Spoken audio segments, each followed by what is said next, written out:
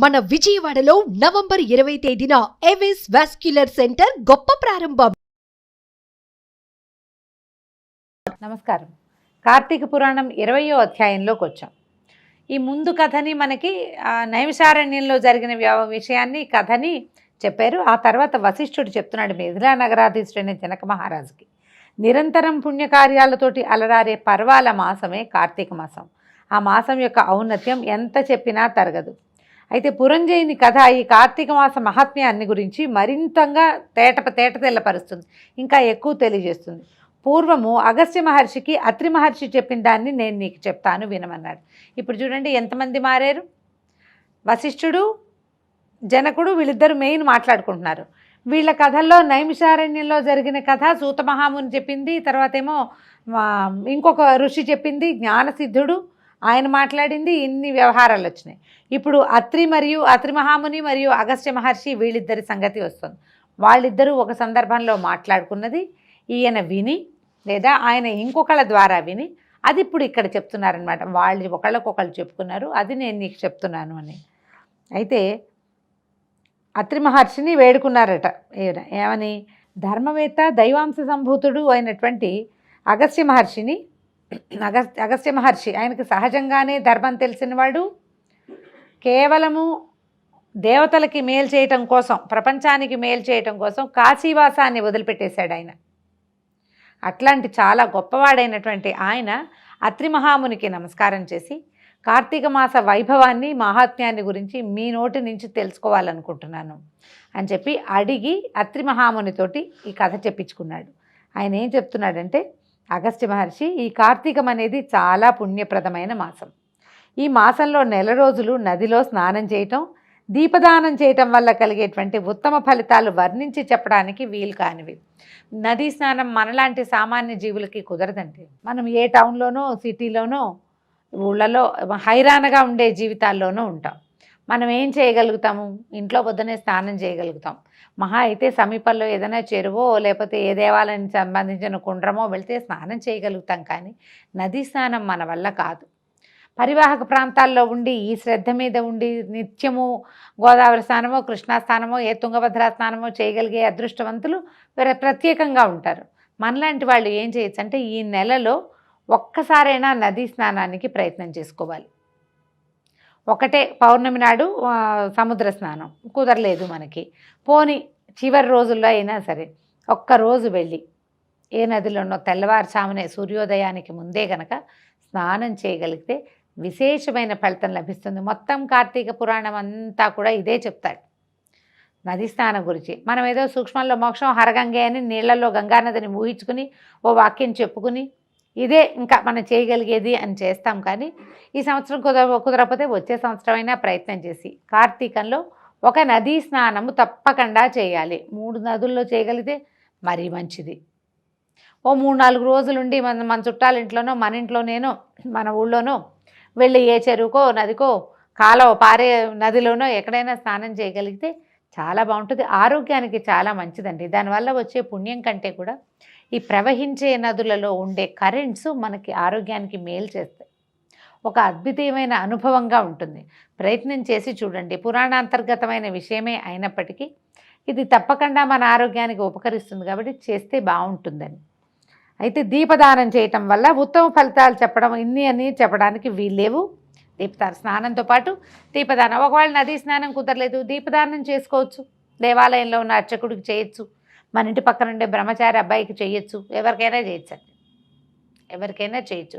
బ్రహ్మచారికి ఇవ్వచ్చు, పురోహితుడికి ఇవ్వచ్చు, సద్బ్రాహ్మడు ఎవరైనా వేద పండితులు వాళ్ళు అలా అవకాశం దొరికితే వాళ్ళకు కూడా ఇవ్వచ్చు. దానం వల్ల అపరిమితమైన ఫలితం లభిస్తుంది. అయితే సమస్త పాతకాలు వీటి వల్ల తొలగిపోతాయి, దుఃఖాలన్నీ నశిస్తాయి, పుణ్యలోకాలు సిద్ధిస్తాయి. ఇప్పుడు మనం చేసినటువంటి ఈ జన్మలో చేసిన పాతకాలు నశించడంతో పాటుగా వచ్చేది పునర్జన్మ లేకుండా ముక్తిని సంపాదించే అవకాశం కూడా మనకి ఈ దానం వల్ల ఈ స్నానం వల్ల లభిస్తుందట. పూర్వము పురంజయ మహారాజుని ఈ కార్తీక మాసం పునీతుణ్ణి చేసింది. అతని గురించి విన్నట్లయితే నీకు కార్తీక మాస మహాత్మ్యం పూర్తిగా తెలుస్తుందని చెప్పాడట అత్రి మహర్షి.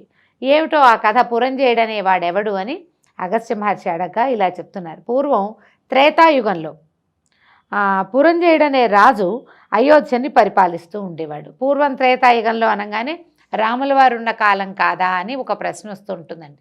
రాముల వారి కాలము ఒక కల్పంలో, ఒక యుగంలో, ఇవి 4 యుగాలు ఒక బంచ్ కదా, అలాంటివి అలా సైకిల్ తిరుగుతూ ఉంటాయట.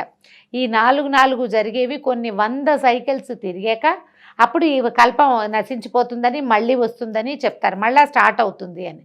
ఈ సైక్లింగ్లో ఒక యుగంలో ఉన్న రాముల వారు ఇంకో యుగంలో కూడా ఉంటాడు. ఒక యుగంలో ఉన్న కృష్ణమూర్తి రెండో యుగంలో కూడా, రెండోసారి కూడా, అంటే ఈ రెండో సైకిల్లో కూడా వస్తాడు. ఈ యుగాల చక్రంలో, ఈ పరంపరలో ఒకసారి త్రేతాక యుగంలో ఈ పురంజయుడు అని ఆయన ఉన్నాడు. ఆయన కథను చెప్తున్నారనమాట. రాను అది ఏంటంటే ఇతను చాలా మంచి పేరు సంపాదించుకున్నాడు. చాలా గొప్ప రాజు, విపరీతంగా దానాలు చేసేవాడు. యుద్ధానికంటూ వెళ్తే గెలవడం తప్పిస్తే రెండో దారి లేదు, అంత బాగుండేవాడు.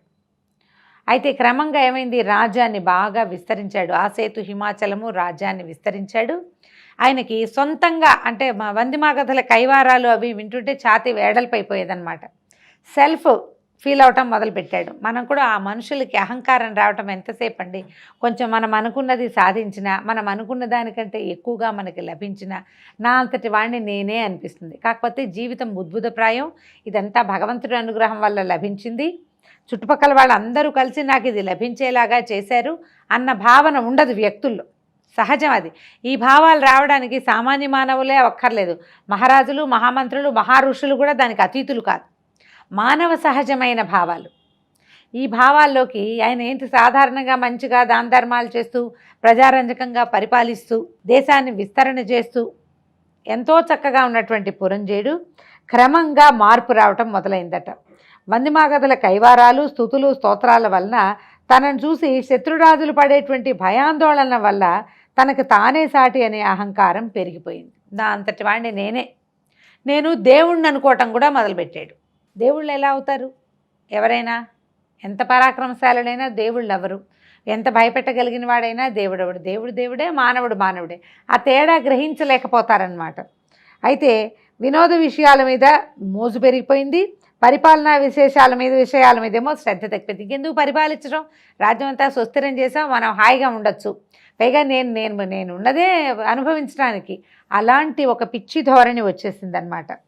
ఇతరులు ఇచ్చిన సలహాలు, సంప్రదింపులను నిర్లక్ష్యం చేసేవాడు. ప్రభు ఈ సమయం అయితే శివారాధన చేయాలి, ఈ సమయంలో విష్ణువారాధన చేయాలి, ఈ సమయం ఇది చాతుర్మాస్య వ్రత సమయం, ఇది కార్తీక మాసం, ఇది ఇంకో మాసం, ఈ మాసంలో రాజన్నవాడు ఇట్లా చేయాలి. ప్రజారంజన అంటే కేవలము పరిపాలన, రాజ్యకాంక్ష, రాజ్యాన్ని చేయటం కాదు.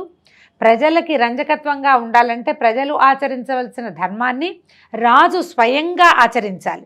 ప్రజల్ని బుద్ధిమంతులుగా ఉండండి, మీరు పన్నులు ఎగ్గొట్టకండి, మీరు మర్యాదస్తులుగా వ్యవహరించండి అంటే ముందు రాజుకు ఉండాలి కదా మర్యాద. రాజుకు సభా మర్యాద ఉండాలి.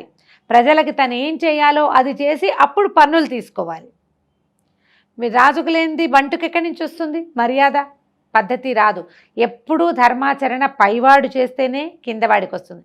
ఇంట్లో కూడా చూడండి, అమ్మా నాన్న ధర్మాచార పరులైతే కనీసం పిల్లల్లో సగం మంది ధర్మాచరణ చేస్తారు. ఒక పిల్లాడే ఉంటే వాడు ఏం చేస్తాడో మనం చెప్పలేం. కానీ 4 పిల్లలున్న తల్లిదండ్రులు చక్కగా మర్యాదస్తులు, బుద్ధిమంతులు, చాలా ధర్మాన్ని ఆచరించేవాళ్ళు, పండగలకి, పబ్బాలకి, పర్వదినాలకి చేయవలసిన విధి విధానాలు ఇంట్లో గనక చేస్తూ ఉంటే ఈ 4 పిల్లల్లో కనీసం 3 పిల్లలు అలా ధర్మాచరణ చేసేందుకు అవకాశం ఉంటుంది. ఎవడో ఒకడు దారి తప్పడం లోక సహజంగా జరిగేది. కానీ ఆచరణ పోదు, పైవాడు తప్పకుండా ఆచరించాలి. రాజన్నవాడు ధర్మాచరణ మానేసి వినోద కార్యక్రమాల వైపుకు వెళ్ళిపోయి మంచి మాట విననివాడు, మంచి పని చేయనివాడు, ధర్మాచరణ లేనివాడు అయ్యేసరికల్లా ప్రపంచం తల్లకిందులైపోతుంది, దేశాలు భ్రష్టు పట్టిపోతాయి. ఇక్కడ కూడా అలాంటిదే జరుగుతుందన్నమాట. రాను ఈయన ప్రజారంజకత్వానికి బదులుగా ప్రజా కంటకుడిలాగా తయారయ్యాడు. మహారాజైనా కూడా ఈ పురంజయుని ప్రవర్తనని భరించలేక సామంతరాజులంతా సహనం కోల్పోయారు. ఒక పెద్ద రాజు ఉంటే సామంతరాజులు ఉంటారు చాలామంది. ఆయన ప్రవర్తన దుష్ప్రవర్తనగా మారిపోయింది. ప్రతిదీ తన ఇష్టారాజ్యంగా చేయటం మొదలుపెట్టాడు. సామంతులకి విసుగు పుట్టిపోయింది. ఇంకా ఈయన గొప్పతనాన్ని ఇప్పుడు చక్రవర్తికి సామంతరాజులు ఉంటారు. చక్రవర్తి ప్రజారంజకుడైతే సామంతులు కూడా ఆపేక్షతో, ప్రేమతో మన ప్రభు ఇతను అని గౌరవిస్తారు. అతనికి ప్రజారంజకత్వం లేదు, దాంతో రాజుకు లోబడి ఉండాలనే గుణం సామంతరాజులకి పోయింది. వాళ్ళంతా కలిసికట్టుగా దండెత్తి ఇతని మీదకి వచ్చేశారు. తమలో బలవంతుడెవడో ధర్మపరుడెవడో వాడిని చూసి మళ్ళీ చక్రవర్తిని చేస్తారు. ముందు చక్రవర్తిని దించేసేయాలన్నమాట. ఇది దించడం కోసం గుంపంతా వచ్చి ఇతని మీద పడ్డారు. పురంజేయుడి రథానికి పంచకళ్యాణి గుర్రాలు పూంచబడేవి. దృఢమైన చక్రాలు కలిగిన మణిమయమైనటువంటి కాంతులతో కూడిన జెండాతో ప్రకాశించే ధనుర్బాణాలతోటి సుసంపన్నమైన అనేక యుద్ధాలలో విజయం సాధించి పెట్టిన ఆ రథం మీద పదగజ తురంగ దళాలతోటి బయలుదేరి శత్రువులను ఎదుర్కోవటం మొదలుపెట్టాడు పురంజేయుడు. ఒక పెద్ద రథాన్ని పూడ్చుకున్నాడు. పెద్ద రథాన్ని తయారు చేయించుకున్నాడు. అది ఎన్నో యుద్ధాలు చేసిందట ఆ రథం. ఎన్ని యుద్ధాలలోనూ ఈయనకి విజయాన్ని సాధించి పెట్టింది. పంచకళ్యాణి అనేది ఒక ప్రత్యేకమైన లక్షణాలు కలిగింది. 5 ఉత్తమ లక్షణాలు కలిగిన గుర్రాలట. ఒక గుర్రం ఉంటుంది రాజుగారికి ప్రత్యేకంగా. అలాంటి ప్రత్యేకమైన గుర్రాలు 4టిని పూంచినటువంటి ఆ రథం మీద పదగజ తురంగాలు అంటే పదం కాల్బలము, తర్వాత గజబలము, అశ్వబలము, ఈ దళాలతో కలిసి ఇన్ని దళాలతోటి కలిసి బయలుదేరాడు. చతురంగ బలాలు అంటారు కదా, చతురంగాలు ఉంటాయి అందులో. ఈయన 3 బలాలు చెప్తున్నారు, పదము, గజము, తురంగము అని. వీళ్ళందరితోటి బయలుదేరి వెళ్ళాడు. వెళ్ళిన తర్వాత ఏం చేశాడు, బాణాలు, గదలు, ఇంకా అనేక విధమైన శస్త్రాస్త్రాలతోటి సంకులమైన సమరం జరుగుతుంది. చాలా పెద్ద యుద్ధం జరిగింది. ఇక్కడ ఏంటంటే అహంకారం అనేది మానవుడి పతనానికి పునాది రాయి. ఆ పునాది రాయి కదిపితే భవనం ఎట్లా కూలిపోతుందో అదేవిధంగా అహంకారం అనేది పెరిగితే మానవుడు ఎంత తొందరగా పతనమైపోతాడో ఈ కథ ద్వారానే తెలుస్తుంది. ఈ భయంకరమైన యుద్ధం జరుగుతోంది. ఇదనేమో ఒక్కడు చక్రవర్తి, సామంతులు 15 మంది కలిసిపోయారు. రణక్షేత్రం అంతా తెగిన గుర్రాలు, ఏనుగులు, కళేబరాలతోటి, హాహాకారాలతోటి నిండిపోయి చూడ్డానికి మరుభూమిలాగా, రుద్రభూమిలాగా కనిపిస్తోందిట. కాంభోజరాజు పురంజేయుడి మీదకి ధనుర్బాణాలతో దూసుకొచ్చాడు. అతనిపై బాణవర్షం కురిపించాడు. అయితే పురంజేయుడు చాలా గొప్ప రాజు. ఆయన శక్తియుక్తుల మీద మనకు అనుమానం ఏం అక్కర్లేదు. అతను యుద్ధం సమర్థవంతంగానే చేస్తున్నాడు. కానీ అవతల వాళ్ళకి ధర్మబలం ఉంది, ఇతనికి ధర్మబలం లేదు, దైవబలం కూడా లేదు. ఏ దైవ కార్యాలు, ధర్మకార్యాలు ఆచరించడం మానేశాడు అతను. రాజు ఆచరించవలసింది తప్పకుండా హోమం, యజ్ఞం, విధులు తప్పకుండా ఆచరించాలి. అవి ఏవి అతను చేయలే ఇటీవల కాలంలో. దాంతో ఇతను ఆగలేకపోతున్నాడనమాట. పైగా పురంజేయుడు వేసిన బాణాలని పట్టుకున్నటువంటి కాంభోజరాజు అవే బాణాలని మళ్ళీ పురంజేయుడి మీదకి ప్రయోగించేస్తున్నట్ట. చేత్తో పుచ్చుకుని వెనక్కి విసిరేసేస్తున్నాడు అనమాట. దాంతో కొంతసేపటికి పురంజేయుడి శరీరం దెబ్బతినేసింది. పురంజేయుడు మనకి దరిదాపుల్లో విజయం లేదని అర్థమైపోయింది. తనే ఓడిపోతే తన సైన్యానికి ఏం బలం ఉంటుంది? ఎప్పుడైనా సరే రాజు డౌన్ అవ్వగానే మొత్తం సేనంతా కుంగిపోతుంది, భయపడిపోతారు. రాజే పడిపోయాడు, మందేముంది అనిపిస్తుంది. ఆ పరిస్థితి చూసేసరికల్లా ఈయనకి భయం వేసి రణరంగం నుంచి పారిపోయాడట వెనక్కి. యుద్ధంలో నుంచోలా. ఇంకా ఈ యుద్ధం నుంచి పారిపోవటం కూడా అధర్మమేనండి. వెన్నిచ్చి పారిపోయాడు అంటే వాడికి అసలు విలువే లేదు, సగం ఓడిపోయినట్టే. ఇంకా సేనంతా పోరాడుతోంది. అతను అక్కడ నిలబడలేక భయంతో ఏం చేయాలో తెలియక వీగిపోయిన అహంకారంతో వెనక్కి పరిగెత్తుకుంటూ వచ్చేసాడు. కోటలోకి ప్రవేశిస్తే ఒక్కళ్ళు కూడా పురంజేయుని చూసి నమస్కారం కూడా చేయలేదట. అవమానం వేసింది. యుద్ధం నుంచి పారిపోయి రావటమే ఒక అవమానం. ఈ కోటలోకి వచ్చిన రాజుని సైన్యం ఎవరూ రాకుండా అక్కడ సంకుల సమరం, ఆ కత్తుల మోతలు, బాణాలు, ఏనుగుల ఘీంకారాలు, అశ్వాల సకిలింపులు, మానవుల ఆర్తనాదాలు, హాహాకారాలు నగరానికి వినపడుతుంటే రాజు ఒక్కడు రథంలో వెనక్కి వస్తే అతనికి ఏం మర్యాద ఉంటుంది? ఎవ్వరూ మర్యాద చేయలే, ఆయన్ని ఎదుర్కొనలేదు. సాయంకాలం యుద్ధం నుంచి తిరిగి వచ్చి ఉంటే మంగళహారతులు ఇచ్చి దుందుబులు మోగించి రాజుని ప్రవేశపెట్టేవాళ్ళు లోపలికి. ఇప్పుడు అనాథగా, అసహాయుడుగా, ఏ సహాయము లేకుండా పాపం ఒక్కడే పురంజేయుడు తన రథాన్ని తోలుకుంటూ వచ్చాడు. సారథి కూడా పడిపోయాడు, సారథి కూడా లేడు. రథాన్ని తనే స్వయంగా చోదన చేసుకుంటూ లోపలికి వచ్చాడట. వచ్చేసరికల్లా ఇంకా ఏం చేస్తాడు? అంతఃపురంలోకి వెళ్తే ఎవ్వరూ అతన్ని గౌరవించలేదు, ఎదుర్కోలేదు. లోపలికంటే ఎదుర్కోలుగా వచ్చి తీసుకెళ్ళేవాడు, ఏది జరగల. అతను దుఃఖంతో వెళ్ళాడు, స్నానశాలకు వెళ్ళాడు. రక్తంతో నిండిపోయిన శరీరంలో అక్కడక్కడ కొన్ని ములుకులాగా బాణాలు అవి గుచ్చుకుని ఉన్నాయి. ఆ కవచం తీసేశాడు. ఎవ్వరూ స్నాన విధికి కూడా సహాయపడలా. అతనే స్నానం చేసి వచ్చి లోపల కూర్చున్నాడు.